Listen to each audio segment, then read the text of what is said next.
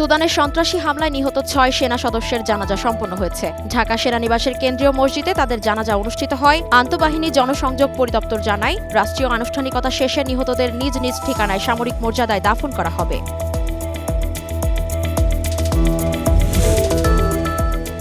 আওয়ামী লীগের দীর্ঘ শাসনামলে টাস্কফোর্স ফর ইন্টারোগেশন সেলে গুম নির্যাতনের ঘটনায় গ্রেপ্তার ১০ সেনা কর্মকর্তা ও শেখ হাসিনা সহ ১৭ জনের বিরুদ্ধে অভিযোগ গঠনের বিষয়ে আদেশের দিন নির্ধারণ রয়েছে আজ। আন্তর্জাতিক অপরাধ ট্রাইব্যুনাল ১-এর চেয়ারম্যান বিচারপতি মোহাম্মদ গোলাম মুর্তজা মজুমদারের নেতৃত্বাধীন ৩ সদস্যের বিচারিক প্যানেলে এ আদেশ দেবেন।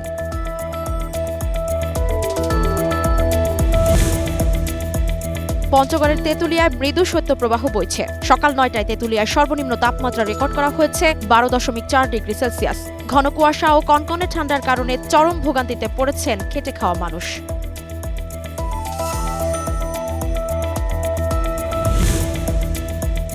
নারায়ণগঞ্জের ধলেশ্বরী নদীতে ফেরি থেকে ৫টি যানবাহন নদীতে পড়ে ৩ জনের মৃত্যু হয়েছে। নিহতরা হলেন ভ্যানচালক স্বাধীন, প্রবাসী মাসুদ এবং রফিকুল ইসলাম। নিহতদের স্বজনদের আবেদনের প্রেক্ষিতে ময়নাতদন্ত ছাড়াই মরদেহ হস্তান্তর করা হয়েছে।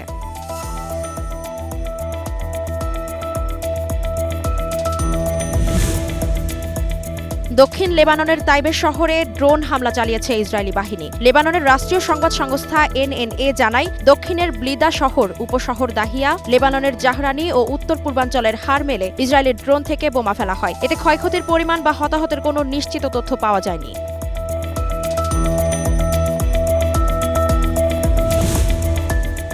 ৮২ রানে অ্যাডিলাইড টেস্ট জিতে ১১ দিনেই অ্যাশেজ সিরিজ জিতে নিল অস্ট্রেলিয়া। ৪৩৫ রানের রেকর্ড লক্ষ্যের পথে শেষ দিনে জেমি স্মিথ আর উইল জ্যাকসের লড়াইয়ের পরও ইংল্যান্ড গুটিয়ে যায় ৩৫২ রানে।